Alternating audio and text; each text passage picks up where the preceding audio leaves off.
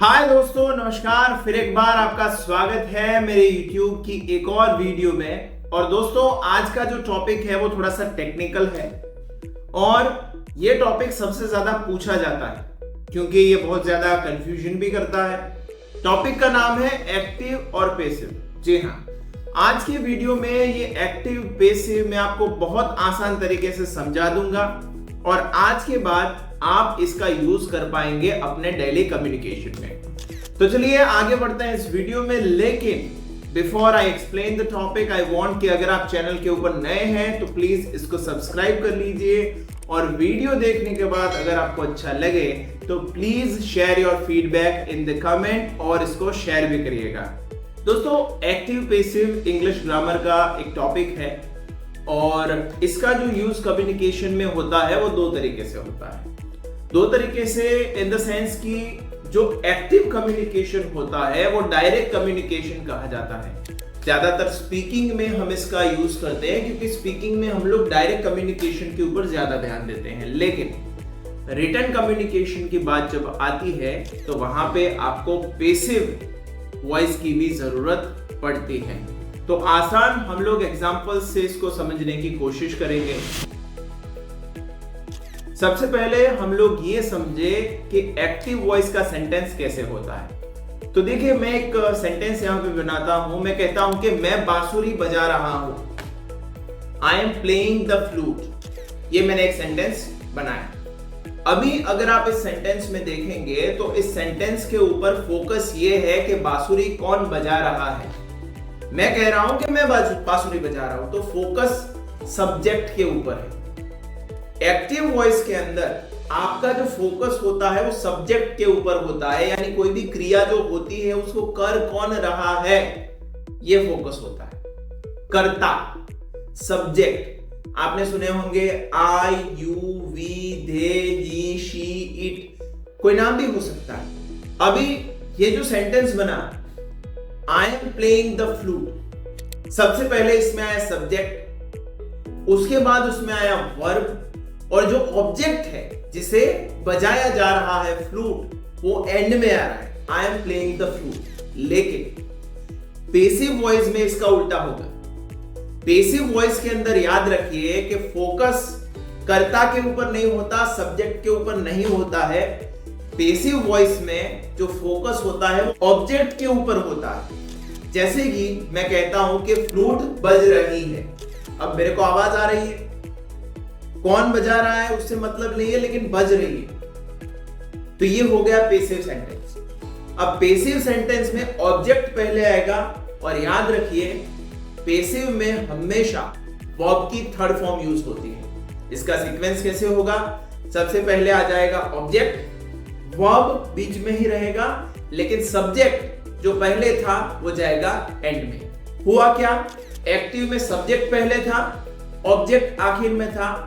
Passive में object पहले आएगा, सब्जेक्ट लास्ट में जाएगा। क्या सेंटेंस बनेगा? सेंटेंस बनेगा the flute is being played. कौन बजा रहा है? फोकस नहीं है। सेंटेंस ये है कि फ्लूट बज रही है। अगर आप जोड़ना चाहते हैं तो आप जोड़ सकते हैं, जैसे कि the flute is being played by me. लेकिन ये बोलने की कोई जरूरत नहीं है, आप सीधा बोलिए ना आई एम प्लेइंग द फ्लूट। लेकिन जब आवाज आ रही है और हमें बताना है कि फ्लूट की आवाज आ रही है, the flute is being played, तो ये हो गया पैसिव। तो इस तरीके से एक्टिव और पैसिव का हम लोग यूज करते हैं। अब पैसिव वॉइस जो है, वैसे जो हमारे मेन 12 टेंसेस हैं सभी में यूज नहीं होती। उसका मेनली जो यूज होता है वो सिंपल प्रेजेंट टेंस में होता है, पास्ट टेंस में होता है, फ्यूचर टेंस में होता है, प्रेजेंट कंटिन्यूअस, पास्ट कंटिन्यूअस और फ्यूचर कंटिन्यूअस में। वैसे फ्यूचर कंटिन्यूअस में रेयरली यूज होता है, लेकिन फिर भी यूज कर सकते हैं उसको। और प्रेजेंट परफेक्ट में, पास्ट परफेक्ट में, फ्यूचर परफेक्ट में होता है, ठीक है। लेकिन 3 ऐसे टेंसेस हैं जिसमें इसका यूज नहीं होता है। वो कौन से हैं? Present perfect continuous tense, past perfect continuous tense और फ्यूचर परफेक्ट कंटिन्यूअस टेंस। यहां पे मुख्य जितने भी टेंसेस में यूज होता है उसके मैं आपको उदाहरण समझाता हूं, इससे आपको ज्यादा क्लैरिटी मिलेगी। और अगली बार आप अपने कम्युनिकेशन में इसको यूज कर पाएंगे। चलिए, तो सबसे पहले बात करते हैं सिंपल प्रेजेंट टेंस। अब सिंपल प्रेजेंट टेंस का सेंटेंस क्या बनेगा? I play flute. अभी आपको याद रखना है कि सिंपल प्रेजेंट टेंस हो, सिंपल पास्ट टेंस हो या फिर सिंपल फ्यूचर टेंस हो, आपको उसका अगर पेसिव बनाना है तो आपको उसकी टू बी का जो भी हेल्पिंग वर्ब है वो रखना है और उसके साथ पेसिव का थर्ड फॉर्म V3 रखना है। याद रखिए, पेसिव वॉइस में हमेशा वर्ब का थर्ड फॉर्म आएगा। जैसे कि सेंटेंस है आई प्ले द फ्लूट। अब इसका मैं पेसिव बनाता हूं, पेसिव क्या बनेगा? The flute is played by me. तो ये हो गया उसका सेंटेंस। क्या आया?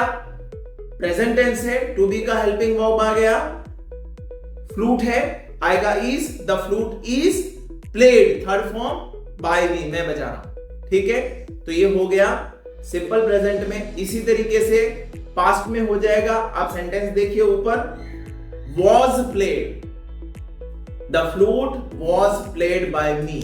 फ्यूचर की बात करेंगे, उसमें आ जाएगा will be played, I will play the flute, the flute will be played by me.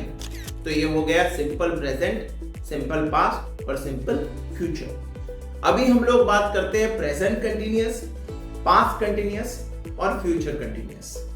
Again मैं दोहराता हूं कि फ्यूचर कंटिन्यूअस में इसका बहुत रेयरली यूज होता है, लेकिन फिर भी यहां पे सेंटेंस समझने के लिए हम लोग एक बना देंगे। तो सेंटेंस होगा मैं फ्लूट बजा रहा हूं, आई एम प्लेइंग द फ्लूट। अब सेंटेंस क्या बनाना है? फ्लूट बज रही है।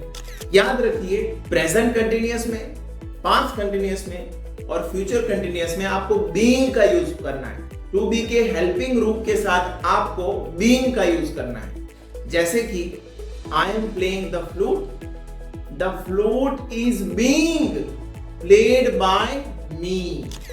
पास्ट में क्या बनेगा? I was playing the flute, the flute was being played by me. Future में क्या बनेगा? The flute will be being played by me. तो ये हो गया फ्यूचर। अभी बात करते हैं आखिरी जो कैटेगरी है हमारी, present perfect tense, past perfect tense और future perfect tense. Present perfect tense का सेंटेंस बनेगा मैंने अभी फ्लूट बजाया, I have just played the flute. इसका पेसिव करेंगे। आपको याद रखना है, इन तीनों टेंसेस में आपको पेसिव करने के लिए हैव, हैज प्लस बीन का यूज करना पड़ेगा और वर्ब का थर्ड फॉर्म। सेंटेंस होगा the flute has been played by me. ये किसमें हुआ? Present perfect. पास्ट परफेक्ट क्या होगा? पास्ट परफेक्ट होगा I had played the flute. इसका पेसिव बनेगा the flute had been played by me. और आखिर में बात करते हैं फ्यूचर की। फ्यूचर का सेंटेंस बनेगा I will have been playing the flute. इसके जगह पे सेंटेंस होगा the flute will have been played by me. तो ये हो गया फ्यूचर। तो दोस्तों, जितने भी टेंसेस में एक्टिव और पेसिव का जहां पे भी यूज होता है, मैंने यहाँ पे बारी बारी से सेंटेंसेस बना के आपको समझाया है। आई होप कि आपको क्लैरिटी मिल गई है और अगली बार बहुत ही आसान तरीके से आप अपने कम्युनिकेशन में एक्टिव और पेसिव का यूज कर पाएंगे। दोस्तों, वीडियो अगर आपको अच्छी लगी है तो प्लीज इसको लाइक कर दीजिए और कमेंट में मुझे बताइए कि मेरे लर्निंग्स और मेरा एक्सप्लेनेशन आपको कैसा लगता है। और आपको अगर अच्छा लगता है तो प्लीज इसको शेयर भी करिए, क्योंकि आप दूसरे लोगों की मदद भी कर सकते हैं। चलिए, मिलते हैं हमारे नेक्स्ट वीडियो में। और मेरा ये फोकस है कि मैं टेंसेस के ऊपर एक वीडियो बनाऊंगा। रीजन ये है क्योंकि एक्टिव पेसिव समझने के लिए आपको टेंसेस समझ में आने चाहिए। तो मैं डिटेल में आपको टेंसेस जो है वो एक बार एक्सप्लेन करके बताऊंगा, जिससे आपको क्लैरिटी मिलेगी और आप अपने इंग्लिश कम्युनिकेशन की जर्नी को बहुत बेहतर बना पाएंगे। मिलते हैं नेक्स्ट वीडियो में। Thank you so much for watching this video.